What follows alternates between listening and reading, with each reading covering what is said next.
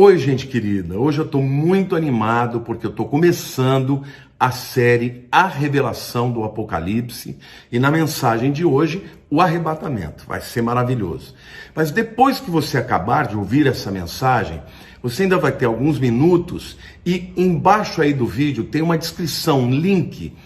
E esse link vai fazer com que você tenha acesso direto ao nosso culto na Igreja Palavra Viva. Aproveite que não é sempre que você vai ver o pastor Lamartine tocando e cantando, tá bom? Depois da mensagem vai ter uns minutinhos e às 10 horas começa o culto da Palavra Viva ao vivo. A revelação do Apocalipse. E a primeira mensagem será arrebatamento. Mas eu quero começar dizendo que é uma certa redundância, dizer a revelação do Apocalipse, porque a palavra Apocalipse no grego significa retirar o véu, significa revelar uma verdade, mas não tem problema. Antes de eu começar a pregar, eu quero falar para vocês o que é que me motivou a mais uma vez falar sobre o tema. Em primeiro lugar, porque são poucas as pessoas que falam sobre o tema da volta de Jesus, sobre o Apocalipse. Segundo, porque há uma promessa neste livro que diz assim, no capítulo 1 de Apocalipse, versículo 3. Bem-aventurados aqueles que leem e aqueles que ouvem as palavras da profecia e guardam as coisas nela escritas, pois o tempo está próximo. Deus está dizendo que, além da bênção de você ler a Bíblia, quando você lê o livro de Apocalipse, você tem uma bênção adicional. Então, é muito importante que nós entendamos que não podemos fugir do livro de Apocalipse, porque ele é um livro que Deus escreveu para o seu povo e mais do que nunca nós estamos vivendo um tempo onde as coisas vão se cumprir. A terceira razão para eu pregar sobre esse livro é que quando nós estudamos o livro de Apocalipse, nós somos muito motivados ao arrependimento e à santidade.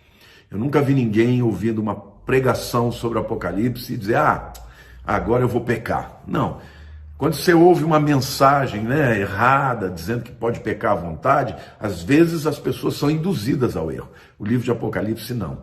É um livro que toda vez que a gente prega, ele traz para a gente um sentimento de brevidade e um desejo de nos arrependermos para estarmos bem com Deus. Amém? Agora, em que parte da história da humanidade nós estamos do ponto de vista profético? Eu queria dizer para vocês que quando você estuda a Bíblia como um todo, e você estuda os tipos, as metáforas que Deus usa, existe uma metáfora que ela é essencial para a compreensão do momento profético no qual nós nos encontramos, que são as 7 festas de Israel. Esta palavra festa, Moedim, na verdade ela não é festa como no hebraico é Hag. Hag é festa, mas Moedim significa um ensaio, um encontro de Deus com o seu povo. Em outras palavras, meus queridos, cada uma das 7 festas de Israel, de Deus para o povo de Israel, representa um momento do encontro de Jesus com o seu povo. Eu quero falar para vocês já conseguirem se situar em que lugar da história profética nós estamos. Amém? Bom, em primeiro lugar, a primeira festa que Deus estabeleceu foi a Páscoa. E a Páscoa era a festa onde o cordeiro morria. Então, certamente aponta para a morte de Jesus. João Batista entendeu isso quando ele falou, eis o Cordeiro de Deus que tira o pecado do mundo. A segunda festa é a festa de pães ázimos, de pães sem fermento.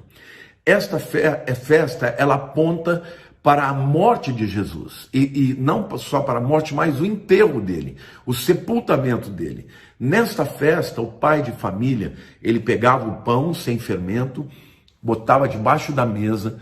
Quando ele tira para cima, ele fala, este é o pão de Deus que veio da terra. Quem é o pão que veio da terra? Jesus é o pão da vida e ele veio da terra. Então, ela aponta essa festa para a morte de Jesus e o seu sepultamento. A terceira festa é a festa de primícias. E Paulo já explica, interpreta quando ele diz que Jesus é a primícia dos que dormem. A festa de primícias fala da ressurreição de Jesus. A quarta festa é a festa de Pentecostes. E para o nosso conhecimento é importante você entender que a Bíblia diz que quando se cumpriu a data, o dia de Pentecostes, veio o Espírito Santo. Então, a festa de Pentecostes, na verdade, apontava para a descida do Espírito Santo e o início da história da igreja, da era da igreja, que é essa era que estamos vivendo agora. Portanto, a próxima festa vai apontar o próximo encontro de Jesus com o seu povo. Eu vou repetir para vocês entenderem. A festa da Páscoa é o encontro de Jesus com o seu povo através da sua morte. A festa de Pães Ázimos é o significado profético da morte e do sepultamento de Jesus, o pão sem fermento, aquele que não tinha pecado e morreu no nosso lugar. A festa de primícias diz respeito à sua ressurreição. Pentecostes diz respeito à descida do Espírito Santo. Qual é a próxima festa? A festa de trombetas. E queridos, a festa de trombetas aponta para o arrebatamento da igreja. Porque o apóstolo Paulo diz que ao som da última trombeta, a voz do arcanjo, primeiro os mortos vão ser ressuscitados e depois os que estiverem vivos vão ser arrebatados juntamente com o Senhor nos ares, para o encontro do Senhor com os ares, nos ares. Amém? Então o próximo encontro profético de Deus com a sua igreja, de Jesus com a sua igreja, é o arrebatamento. Depois vem o Yom Kippur, o dia do perdão. É uma festa em que o povo judeu jejua, se quebranta, porque está passando, reconhecendo os seus pecados, Yom Kippur fala da grande tribulação, que é o período na história da humanidade em que Israel vai ser perseguido e por ser perseguido vai se entregar a Deus, vai reconhecer Jesus como Messias. Vai ser maravilhoso esse tempo. Essa é a razão por que Israel vai ter que passar pela grande tribulação, porque não reconheceu a Jesus como seu Salvador, como Mashiach, como Messias prometido, mas vão reconhecer na grande tribulação. E por último lugar, a última festa é a festa dos tabernáculos. A festa dos tabernáculos fala do milênio, fala da habitação de Jesus conosco na terra. Quando Jesus nasceu, o apóstolo João diz que ele tabernaculou entre nós, porque o tabernáculo sempre representou a habitação de Deus no meio do povo. Então a festa dos tabernáculos diz respeito aos 1000 anos que Jesus vai viver com a humanidade, regendo o mundo com cetro de ferro, com justiça e equidade. Amém? Então, para que você possa entender o arrebatamento, não se esqueça, nós estamos vivendo no período, na era da igreja. Já passou a festa de Pentecostes. A próxima festa é o arrebatamento. Não é a tribulação, não é o Yom Kippur. Primeiro vem trombetas. Trombetas fala do arrebatamento. Essa é a primeira razão porque eu creio que o arrebatamento da igreja vem antes da grande tribulação. Mas o capítulo que fala por excelência do arrebatamento da igreja está lá na primeira carta de Paulo aos Tessalonicenses, capítulo 4 e 5. E eu vou sugerir aqui que você depois possa ler esses dois capítulos de uma maneira muito calma, tranquila, para tentar entender tudo aquilo que eu vou falar para vocês agora. Amém? Por que Paulo explicou para os Tessalonicenses a respeito do arrebatamento? O que estava acontecendo, meus queridos, era o seguinte: o povo estava achando que Jesus estava demorando para voltar. Então eles começaram a ficar aflitos, começaram a ficar tristes, algumas pessoas que eles amavam estavam morrendo, e começou a haver algumas dúvidas no meio do povo. E se Jesus voltar depois que os nossos amados morreram, eles vão perder a ressurreição? E aí Paulo deixa claro e começa a explicar todo o evento do arrebatamento, graças a Deus por aquela dúvida, E ele começa a explicar de uma maneira maravilhosa, pormenorizada, e eu vou fazer isso para vocês, começando com 1 Tessalonicenses 4, 13 e 14, quando Paulo responde a algumas perguntas. Ele diz assim: não queremos, porém, irmãos, que sejais ignorantes com respeito aos que dormem.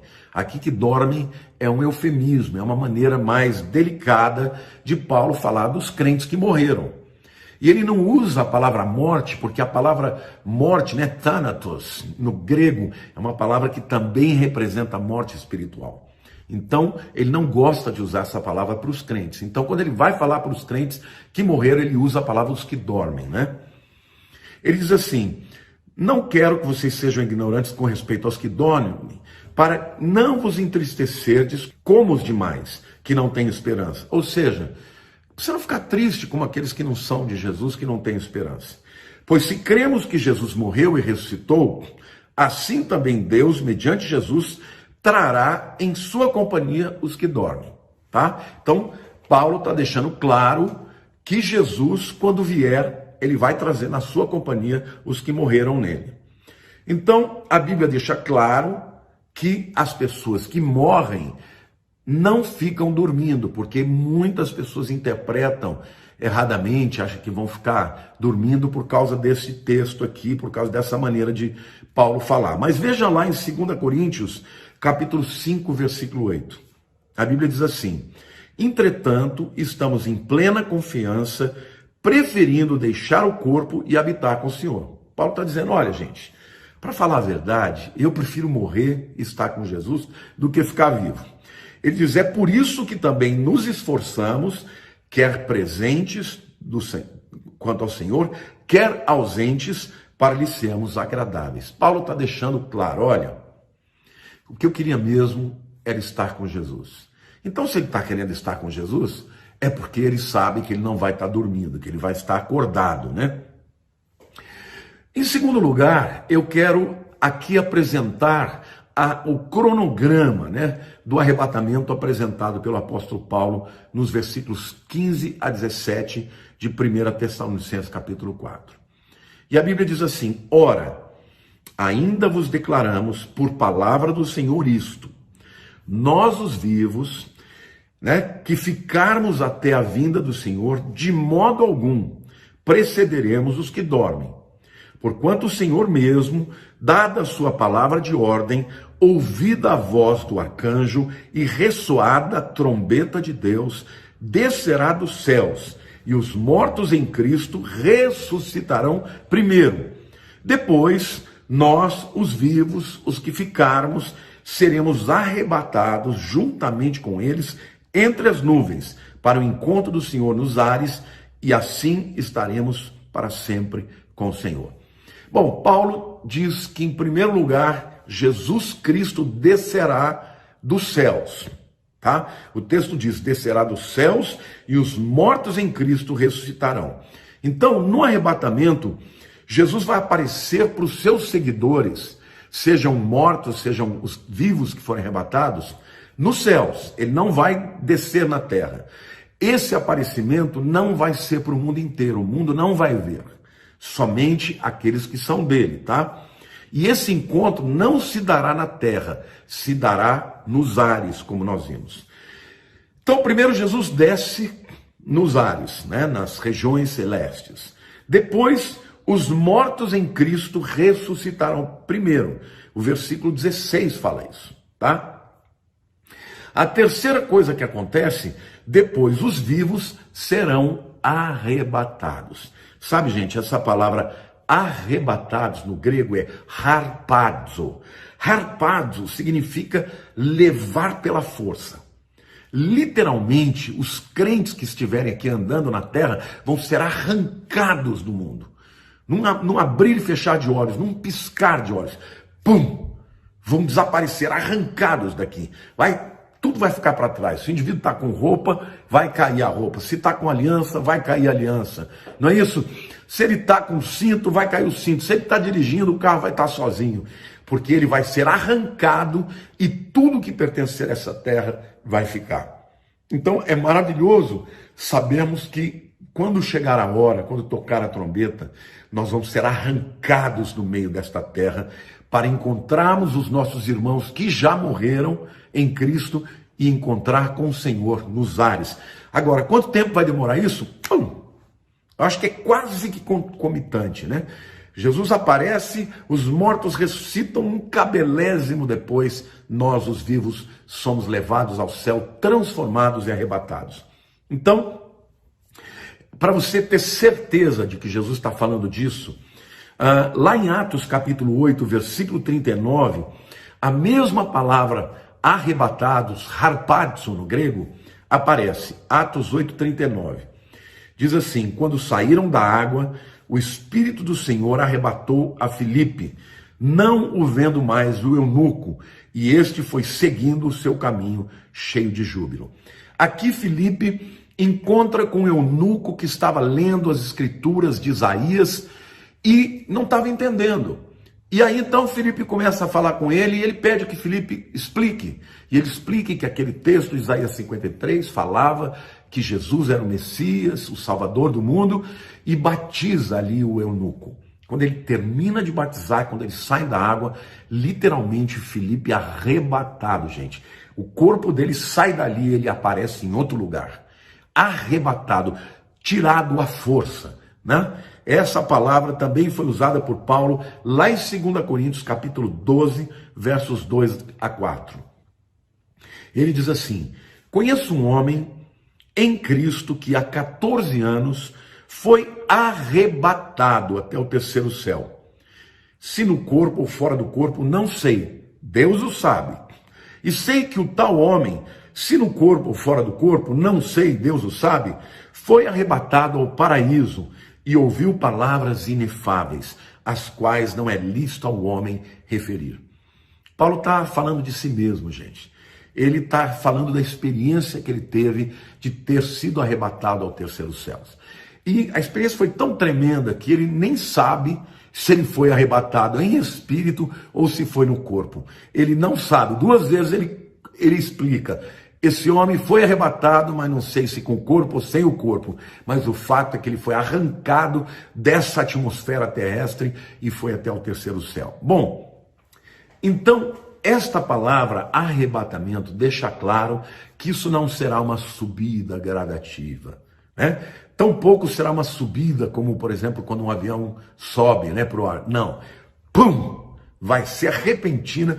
Nós vamos ser todos arrancados aqui da terra para encontrarmos com o Senhor. De repente você está andando, fazendo o teu trabalho, você pisca o olho e de repente você vai estar no meio de uma grande multidão e na presença gloriosa do nosso Senhor, do nosso Salvador, Jesus Cristo. Esse é o dia que eu mais espero na minha vida, meu querido. Eu espero, eu digo Maranata todos os dias. Eu levanto de manhã, eu digo: Senhor, será que é hoje? Será que é hoje que o Senhor vem buscar a tua igreja? Então, meu amado, espere por esse dia, espere, porque quando Ele nos levar para si, nós vamos ter a presença do Senhor, amém, irmãos? Então, esse encontro nos ares, ele não acontece na terra, diferentemente da segunda vinda. Por favor, meu querido, você que tem uma opinião diferente da minha, preste atenção, abra o teu coração. A segunda vinda que Jesus fala lá em Mateus 24 é um outro encontro que ele vai ter. Nesse segundo encontro, ele não está vindo para tirar as pessoas da tribulação. Ele está vindo para julgar o mundo. Esse encontro não vai ser nos ares, vai ser na terra. Ele vai pisar o Monte das Oliveiras, vai fender o Monte das Oliveiras. Meu querido, neste encontro, ele vai julgar a humanidade. O arrebatamento não, ele está trazendo os seus para si, para o momento de comunhão, para o casamento do Cordeiro. Amém? Então, o arrebatamento é diferente da segunda vinda. Mateus 24, Jesus está falando para os judeus, está falando para os seus discípulos, a pergunta que eles fizeram quando sucederiam aquelas coisas, que ele ia implantar o reino. Jesus, então, literalmente, ele pula a questão do arrebatamento, porque ele está falando sobre o cronograma para o povo de Israel. Então, nessa segunda vinda, todo o olho verá, será como o relâmpago que sai do oriente para o ocidente e todo mundo vai ver, porque o relâmpago é um fenômeno visível. O arrebatamento, ele vem como ladrão da noite e ninguém vai ver. De repente, milhões e milhões de pessoas vão desaparecer. Você já imaginou, queridos, o caos que isso vai acontecer? Que vai trazer? caos econômico, as bolsas vão enlouquecer, o mundo vai ser transformado, porque centenas de milhões de pessoas vão desaparecer. Então, o arrebatamento é para os crentes, a segunda vinda é para toda a terra. Vejam que o texto que Paulo fala, ele fala primeiro dos mortos em Cristo, depois nós, os que estivermos vivos, ele está falando de crentes, seremos arrebatados. Fica claro no texto, meus irmãos, o arrebatamento é para todos os crentes, os que morrem e os que estiverem vivos. Agora, a segunda vinda não, é para o mundo inteiro, é o mundo inteiro que vai ver, é o mundo inteiro que vai passar pelo juízo. Vocês entendem a diferença do arrebatamento para a segunda vinda? O arrebatamento, portanto, é para livrar os crentes da grande tribulação. A segunda vinda é para trazer juízo sobre a terra. Então, na segunda vinda, Jesus pisa na terra, pisa o Monte das Oliveiras, como diz lá Zacarias capítulo 14, versículo 4, que diz assim: naquele dia estarão os seus pés sobre o Monte das Oliveiras, que está de frente de Jerusalém para o Oriente. O Monte das Oliveiras será fendido pelo meio, para o Oriente e para o Ocidente, e haverá um vale muito grande, metade do monte se apartará para o norte e a outra metade para o sul. Então, a segunda vinda, Jesus aparece nos céus para todo mundo, ele desce, pisa no vale, no Monte das Oliveiras, está diante do Vale de Josafá, que significa o Senhor julgará, e ali ele vai julgar as nações. Então, a segunda vinda é na terra, ele vem, aparece no céu, mas vem para a terra para julgar. O arrebatamento é nos ares, e é só para os crentes. Primeiro os mortos em Cristo, depois os vivos que esperam pela sua vinda. Amém? Quarto lugar, eu quero dizer que os nossos corpos serão transformados. 1 Coríntios capítulo 15, versos 50 a 55, diz o seguinte: isto afirma, irmãos, que a carne e o sangue não podem herdar o reino de Deus, nem a corrupção herdar a incorrupção. O que Paulo está dizendo é que quando a gente for entrar no reino de Deus, a nossa carne humana, pecaminosa, não pode entrar lá. Então, Deus tinha que fazer alguma coisa. Esse corpo ia morrer. Vocês se lembram quando Moisés pediu para ver a Deus? E Deus falou: nenhum homem pode me ver sem morrer. Entendeu? Por quê? Porque esta carne, este corpo aqui, ele é corruptível. Então, para que nós possamos estar na presença de Deus, ele vai transformar o nosso corpo num corpo glorificado, como é o corpo de Jesus. Olha o que ele diz: eis que vos digo um mistério, nem todos dormiremos, mas transformados seremos todos. Num momento, num abrir e fechar de olhos, ao ressoar da última trombeta, a trombeta soará, os mortos ressuscitarão incorruptíveis e nós seremos transformados, porque é necessário que este corpo corruptível se revista da incorruptibilidade e que o corpo mortal se revista da imortalidade. E quando este corpo corruptível se revestir de incorruptibilidade e o que é mortal se revestir de imortalidade, então se cumprirá a palavra que está escrita: tragada foi a morte pela vitória. Onde está a morte, a tua vitória? Onde está a morte, o teu aguilhão? Que coisa maravilhosa, irmãos. Nós vamos encontrar com os nossos amados. Temos a certeza de que isto não é o fim, que nós teremos a vida eterna, porque esse corpo morre a cada dia, mas quando estivermos na presença de Deus, aquilo que é corruptível se tornará incorruptível. Nós estaremos na presença do Senhor para sempre. Portanto, o arrebatamento da igreja é Deus vindo buscar o seu povo, Jesus vindo buscar aqueles que nele creem, aqueles que sem ver creram, como Jesus disse para Tomé: Tomé, porque você me viu, você creu. Bem-aventurados os que não viram e creram. Então a minha palavra para você, meu querido, que está me vendo no mundo inteiro, abre teu coração, entrega a tua vida para Jesus, porque Ele está voltando. Nós não temos muito tempo, e quando Ele vier, Ele vem buscar a sua igreja. Paulo deixa claro, primeiro, os mortos em Cristo, está falando dos salvos, que morreram salvos. Depois nós, Paulo se inclui nesse grupo, nós que esperamos, seremos levados juntamente com ele nas nuvens. O arrebatamento é É o prêmio que o Senhor Jesus está dando para aqueles que nele creem e que esperam por ele todos os dias da sua vida. Todos os dias da minha vida eu espero. Eu digo, Senhor, esse é o dia que eu mais espero. E o maravilhoso, sabe, gente, que mesmo que não seja nessa geração, eu creio que é, porque todos os sinais estão mostrando, mas mesmo que não seja, eu tenho certeza que quando eu fechar os meus olhos, eu vou abrir os meus olhos, eu vou estar diante do meu Senhor, do meu Salvador, aquele que morreu pelos meus pecados. Amém? Vou ficar com ele até aguardar o tempo da última trombeta soar. Mas eu creio que nós já estamos vivendo no tempo que os anjos já estão perfilados e que a última trombeta vai ressoar e a voz do arcanjo, nós vamos ouvir essa trombeta. Já pensou que coisa tremenda? Sobe para cá, bum! Pessoas de todas as línguas, de todas as nações, de todas as idades, de todos os setores, de todos os estratos sociais, todos que creem em Jesus serão arrebatados juntamente com o Senhor. Nosso corpo vai ser transformado. Paulo disse, nem todos dormiremos, ou seja, nem todos vão morrer, mas todos seremos transformados e o nosso corpo será como o corpo do nosso Senhor e do nosso Salvador Jesus Cristo. Agora, quando acontecerá o arrebatamento?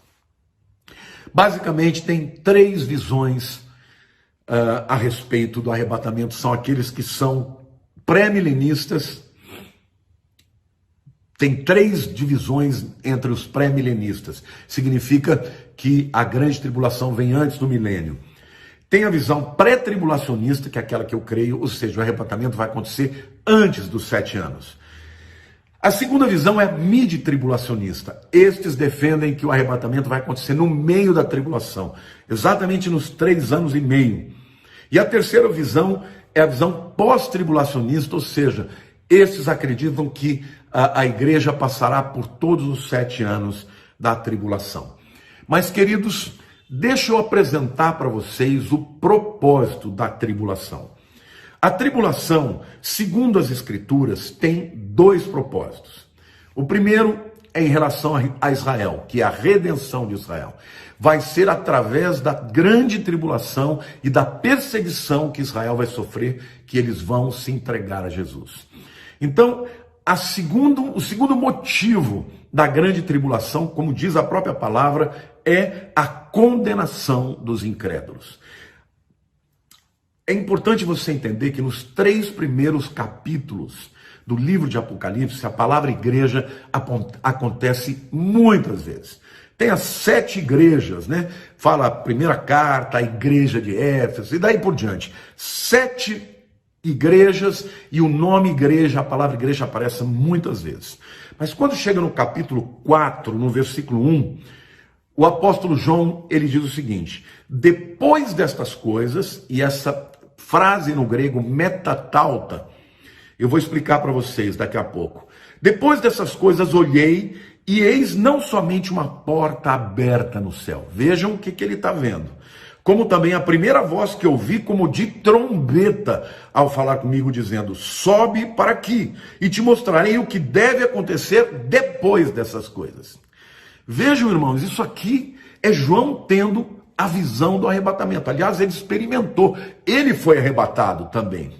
Então você veja, depois dessas coisas, metatauta, sempre quando a Bíblia usa isso, é porque está finalizando uma sessão e iniciando uma outra, tá? É uma expressão que separa o que vinha antes do que vinha depois. Então, claramente, o apóstolo João está dizendo, olha gente, uma era acabou, agora a outra está começando. Em outras palavras, ele está dizendo, está terminando a era da igreja e está iniciando o tempo da grande tribulação. Quando a gente vai ler então esse texto de capítulo 4, versículo 1, fica muito evidente que ele está falando do arrebatamento. Por quê? Primeiro, depois dessas coisas, é uma virada de página, é uma nova etapa que vai começar. Ele diz, eis não somente uma porta aberta no céu. Essa porta aberta no céu é a porta que vai nos levar no arrebatamento da igreja para a presença de Deus.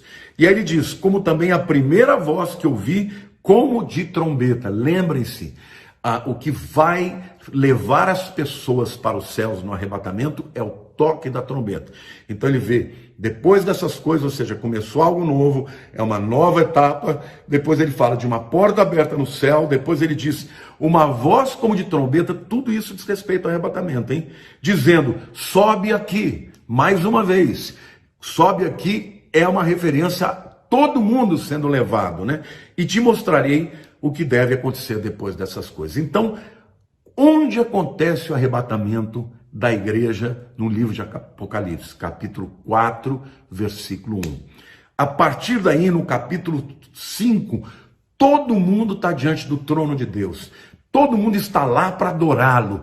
Todo mundo recebendo coroas, que é a coroa, o galardão que vamos receber. E de repente entra na presença, na sala do trono, o Cordeiro de Deus, aquele que nos arrebatou, aquele que morreu por nós. Amados, nós não vamos passar pela grande tribulação, mas é importante você se preparar, para que você não seja encontrado como aquelas 5 virgens que não estavam nem aí, e que não tinham óleo na lâmpada, e veio, a porta se fechou e elas não puderam entrar. Então, santifiquem as suas vidas, esperem pelo Senhor, vivam para o Senhor, preguem o Evangelho, falem da sua vida, porque quando Ele vier, somente aqueles que estiverem se preparando para esse grande dia é que serão arrebatados. Amém? Então, a partir do capítulo 4 até o final, não aparece mais a palavra igreja no livro de Apocalipse. Por quê? Porque a era da igreja acabou. A igreja não estará mais na terra, a igreja estará nos céus, juntamente com o Senhor. Amém? E tem um capítulo, que é o capítulo 3, versículo 10, que Deus promete à igreja de Filadélfia. Um dia eu vou pregar para vocês as 7 cartas do Apocalipse. E vocês vão entender que cada carta dirigida a uma igreja diz respeito a um período da igreja sobre a terra. Eu creio que nós estamos vivendo no tempo da igreja de Filadélfia e da igreja de Laodiceia.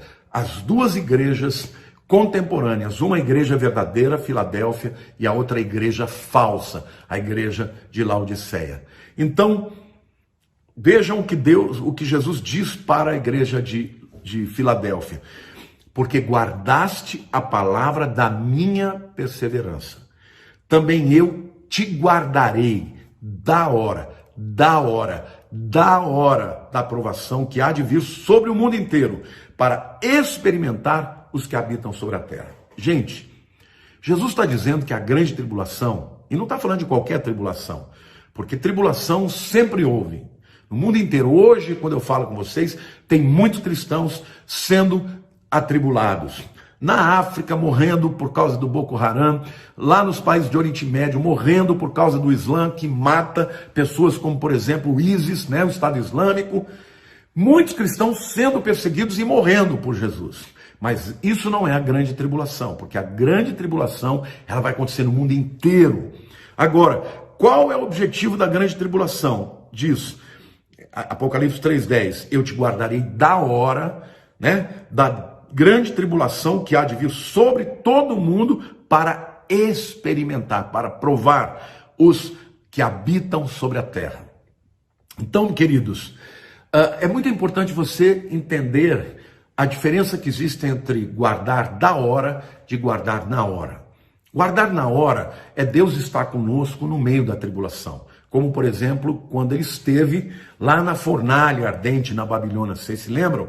Estavam lá os 3 jovens, Sadraque, Mesaque e Abdinego, e de repente Nabucodonosor vê um quarto homem semelhante ao Filho de Deus, né? Era o próprio Jesus ali. Isso é guardar na tribulação. Agora, guardar da tribulação é arrancar no meio dela. Aliás, a palavra grega aqui, da hora, é ektu, é literalmente tirar para fora. E é o que vai acontecer. Lembra de harpazo? Vai arrancar violentamente. Nós vamos ser arrancados do meio da grande tribulação que vai começar. Então, ainda hoje tem muitos crentes sendo perseguidos. Ainda hoje existem pessoas morrendo por causa do evangelho. Mas essas tribulações são diferentes. 2 Pedro capítulo 2, versos 4 a 9, a gente lê o seguinte: ora, se Deus não poupou anjos quando pecaram, antes, precipitando-os no inferno, os entregou a abismo de trevas, reservando-os para juízo, e não poupou o mundo antigo, mas preservou a Noé, pregador da justiça, e mais 7 pessoas, quando fez vir o dilúvio sobre o mundo de ímpios, e reduzindo a cinzas as cidades de Sodoma e Gomorra, ordenou-as ruína completa, tendo-as posto como exemplo a quantos venham a viver impiamente, e livrou o justo Ló, afligido pelo procedimento libertino daqueles insubordinados, porque esse justo, pelo que via e ouvia quando habitava entre eles, atormentava sua alma justa cada dia por causa das obras iníquas daqueles. É porque o Senhor sabe livrar da provação os piedosos e reservar sobre castigo os injustos para o dia do juízo. Queridos, aqui o apóstolo Pedro está falando da grande tribulação. Ele está dizendo que Deus livra os seus e estabelece juízo sobre os ímpios. Ele cita, em primeiro lugar, os anjos que não foram poupados por causa da sua impiedade, foram lançados para o abismo como juízo. Depois ele cita o povo da época de Noé, que estava vivendo em pecado e que foram julgados no dilúvio, mas protegeu Noé, que era um pregador da justiça, ele e a sua família, mais 7 pessoas. Depois ele cita que Ló habitou numa terra absolutamente corrompida e que o coração dele ficava, avassalado, triste, atormentado por ter que viver naquele mundo de pecado. E quando veio o juízo, as cidades de Sodoma e Gomorra foram destruídas, mas Ló foi protegido. Queridos, e aí ele termina o capítulo dizendo: porque o Senhor sabe livrar da provação os piedosos e reservar sobre o castigo os injustos para o dia de juízo. Então, meu querido, meu amado, se você é um pregador da justiça, se você é uma pessoa que prega a palavra, que vive a palavra, que fica com o coração triste por estarmos vivendo nesses tempos horríveis, de pessoas que blasfemam, que se levantam contra Deus, Deus está dizendo para você: eu sei te livrar. E quando vier a provação, a grande tribulação que vai atormentar os moradores da terra, eu vou te guardar da hora da grande provação. Por quê? Porque perseveraste, porque guardaste a palavra da minha perseverança. Eu te guardarei da hora, não é na hora, é da hora da grande tribulação que há de vir sobre todo mundo. Como o arrebatamento afeta as nossas vidas? Paulo fala da bendita esperança. Primeiro, lá em Tito, capítulo 2, versículo 13, a Bíblia diz: aguardando a bendita esperança e a manifestação da glória do nosso grande Deus e Salvador Cristo Jesus. Pessoas que amam a vinda de Jesus não têm mais temor do mundo. Tem temor de Deus, mas não tem temor das coisas que vão acontecer. Pessoas que amam a vinda de Jesus santificam as suas vidas. Essa é a bendita esperança. Em segundo lugar, Paulo fala da iminência do arrebatamento. Em 1 Coríntios capítulo 15, versículo 52, ele diz: no momento, num abrir e fechar de olhos, ao ressoar da última trombeta, a trombeta soará, os mortos ressuscitarão incorruptíveis e nós seremos transformados. Queridos, vai ser assim, um piscar de olhos. Isso transforma a nossa vida, porque a gente sabe que não vai dar tempo. Quando chegar a hora, quando tocar a trombeta, quem tiver preparado sobe. Quem não tiver, não sobe. O que significa a última trombeta? Queridos, não tem nada a ver com as trombetas do livro de Apocalipse. Muita gente confunde isso, tá? É importante você saber que sempre que os soldados romanos estavam prontos para deixar um acampamento e ir para um outro lugar e marchar para um outro local, haviam 3 toques de trombeta. O primeiro toque era o comando, do comandante para que eles desmontassem as barracas, porque eles ficavam nos lugares em barracas. O segundo toque era para que eles ficassem em posição de sentido, fazendo filas, aguardando a hora de marchar. E a terceira e última trombeta era o comando para começarem a marchar para fora do acampamento, seguindo a direção do comandante. Querido, eu creio que a primeira trombeta já tocou. A primeira trombeta é a trombeta que diz para os crentes: comecem a desapegar das barracas dessa vida.